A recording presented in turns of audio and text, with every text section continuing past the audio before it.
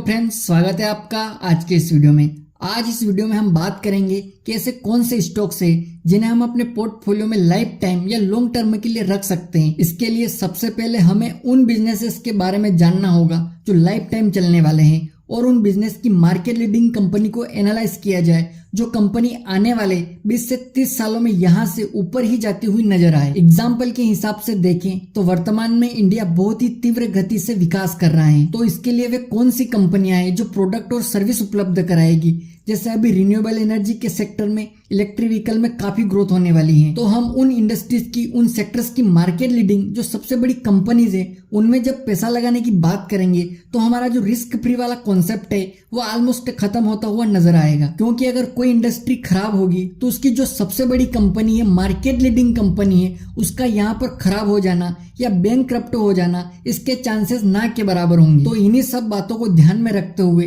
सबसे पहले जो बेस्ट कंपनी है जो यहाँ पर अगले 20 सालों के लिए है उनको सिलेक्ट करना चाहिए। यहाँ पर मैंने आज 20 से ज्यादा ऐसी कंपनी को सिलेक्ट किया है जो आने वाले 20 से 30 सालों के लिए बिल्कुल सिक्योर एंड सेफ नजर आती है। दोस्तों, यहाँ पर हम जो इन 20 कंपनीज की बात कर रहे हैं तो हम सब कुछ नॉर्मल ही समझ रहे हैं कि वर्तमान में इंडिया एक ग्रोइंग इकोनॉमी है और ग्रोइंग इकोनॉमी के साथ में यहाँ लगातार बिजनेस बढ़ेगा तो ये कंपनीज पार्टिसिपेट करेगी और ये कंपनी यहाँ मार्केट लीडिंग कंपनी बनी रहेगी और ये उन सेक्टर को बिलोंग करती है जिनके प्रोडक्ट एंड सर्विस की डिमांड लगातार बनी रहेगी। क्योंकि अगर हमने इन कंपनीज को गलती से हायर प्राइस पर भी खरीद लिया और ये नीचे भी आ गई तो वापस ऊपर तो जानी ही है, क्योंकि यही कंपनीज इंडिया की और स्टॉक मार्केट की बैकबोन है और यही वे कंपनीज है जो अपने फील्ड में सबसे ज्यादा प्रोडक्ट एंड सर्विसेज देती हैं। क्योंकि अगर ये खराब हो गए तो बाकी की सारी इंडस्ट्रीज भी खराब हो जाएगी। क्यों? क्योंकि अगर बैंकिंग यहाँ पर खराब हो गया तो कौन सी इंडस्ट्री चलेगी। अगर आईटी सेक्टर यहाँ पर खराब हो गया तो बैंकिंग अपना ऑनलाइन वर्किंग नहीं कर पाएगा। इसी प्रकार सीमेंट कंपनी खराब हो गई तो इंफ्रास्ट्रक्चर कैसे बनेगा, और इंफ्रास्ट्रक्चर नहीं बनेगा तो इंडस्ट्री कैसे चलेगी। तो इन सभी बातों को ध्यान में रखकर यहाँ पर मैंने 20 से ज्यादा कंपनीज को लिया है। तो हमारी पहली कंपनी है SBI बैंक। ये बैंकिंग सेक्टर की लीडिंग सरकारी कंपनी है जिसके करप्ट होने या खराब होने के चांसेस न के बराबर हैं, जिसका मार्केट कैप 6.5 लाख करोड़ से भी ज्यादा है। स्टॉक का करंट प्राइस 750 रुपए के अराउंड चल रहा है। इसका ROE यानी रिटर्न ऑन इक्विटी 18.25% है। प्राइवेट सेक्टर के दो और बैंक HDFC और ICICI बैंक, ये भी बैंकिंग सेक्टर की लीडर कंपनीज हैं, तो इन्हें भी आप अपने आने वाले 20 सालों के लिए कंसिडर कर सकते हैं। हमारी अगली कंपनी है IT सेक्टर की जिसका नाम है TCS।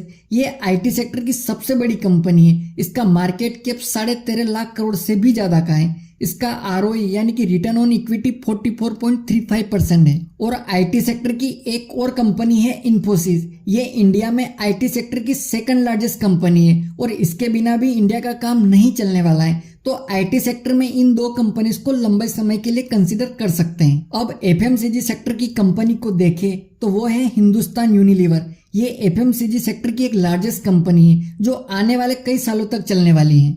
हमारी अगली कंपनी है रिलायंस इंडस्ट्रीज। रिलायंस इंडस्ट्रीज के बिजनेस की बात करें तो इसके 3 मेन बिजनेस है। पहला है पेट्रोकेमिकल, यानी कि इंडिया में पेट्रोल की भी काफी डिमांड है। दूसरा है टेलीकॉम सेक्टर, तो जिसके बिना भी काम नहीं चल सकता है। और तीसरा यहाँ है रिटेल, तो ये भी इम्पोर्टेंट है। इसका मार्केट कैप 20 लाख करोड़ से भी ज्यादा का है, तो ये भी अपने सेक्टर की एक लीडिंग कंपनी है। हमारी नेक्स्ट कंपनी है बजाज फाइनेंस। ये अपने कंज्यूमर फाइनेंस सेक्टर की एक लार्जेस्ट कंपनी है और इसका मार्केट कैप 4,34,000 करोड़ रुपीस है। अगली कंपनी है एशियन पेंट्स। पेंट इंडस्ट्री की सबसे बड़ी कंपनी है एशियन पेंट्स और पिछले 3-4 सालों में इसने जबरदस्त ग्रोथ दिखाई है।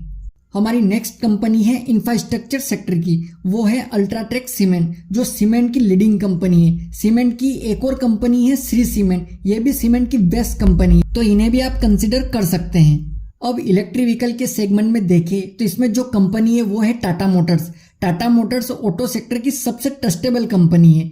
ऑटो सेक्टर की एक और कंपनी है मारुति सुजुकी, ये भी ऑटो इंडस्ट्री की लीडिंग कंपनी है। इलेक्ट्रिक व्हीकल के नजरिए से देखें तो ईवी सेक्टर की एक और कंपनी है एक्साइड, जो कि बैटरी बनाती है, तो आने वाले समय के लिए इसे भी आप कंसिडर कर सकते हैं। अगली कंपनी है इंफ्रास्ट्रक्चर सेक्टर की जिसका नाम है लार्सन एंड टर्बो। ये इंफ्रास्ट्रक्चर सेक्टर की सबसे बड़ी लार्जेस्ट कंपनी है। इंडिया के लगभग सभी इंफ्रा कॉन्ट्रैक्ट इसी कंपनी को मिलते हैं। हमारी अगली कंपनी है रिन्यूएबल एनर्जी सेक्टर की, जिसका नाम है अडानी ग्रीन एनर्जी। ये रिन्यूएबल एनर्जी सेक्टर की सबसे बड़ी कंपनी है जो solar energy and wind energy में काम करती है। दोस्तों, इलेक्ट्रिक एंड इलेक्ट्रॉनिक सेक्टर की कंपनी है हेवेल्स इंडिया। बहुत ही ऐसी कम कंपनीज हैं जो इलेक्ट्रिक एंड इलेक्ट्रॉनिक्स के कॉम्बिनेशन की चीजें बनाती है। हेवेल्स उनमें से एक है। हेवेल्स के पास इलेक्ट्रॉनिक प्रोडक्ट भी हैं और इलेक्ट्रिक भी हैं। उसके बाद में अपोलो हॉस्पिटल, तो ये भी एक बिग लार्जेस्ट कंपनी है, तो इसको भी आप कंसिडर कर सकते हैं। अगली कंपनी है डाबर। डाबर यहाँ अपने फील्ड की सबसे बड़ी कंपनी है। हमारी अगली कंपनी है IRCTC, Indian railway catering and tourism company. ये रेलवे की एक कंपनी है जो आने वाले कई सालों तक चलने वाली है। और रेलवे की ही एक और कंपनी है IRFC, जो रेलवे को फाइनेंस सर्विसेज देती हैं, तो इनको भी आप कंसिडर कर सकते हैं। उसके बाद है कोलगेट कंपनी, जिसकी जरूरत हर सुबह होने वाली है। रोज डेली इसका उपयोग करना ही पड़ेगा। तो दोस्तों, ये थी वो कंपनियां जो अपने मार्केट की लीडिंग कंपनीज हैं। अगर हम इन कंपनीज के फंडामेंटल, टेक्निकल एनालिसिस या चार्ट जो भी स्टडी करने का जरिया है उसको देखे बिना भी इनमें इन्वेस्ट करें तो ये हमें लॉस में नहीं आने देगी लॉन्ग टाइम में। तो ये एक बेस्ट इन्वेस्टमेंट पोर्टफोलियो हो सकता है आपके लिए for long time with no risk. जब भी आपके पास अमाउंट आए या इन्वेस्ट करना हो तो ऐसी कंपनियों को एनालाइज करके उनमें इन्वेस्ट कर दीजिए जो लॉन्ग टाइम में ग्रोथ ही देगी। दोस्तों, इनमें से आप कौन सी कंपनी को अपने पोर्टफोलियो में लेना चाहते हैं या आपने ले रखा है, नीचे कमेंट बॉक्स में जरूर बताएं। दोस्तों, मिलते हैं अगले वीडियो में नए टॉपिक, नए एनालिसिस के साथ। तब तक के लिए जय हिंद, जय भारत।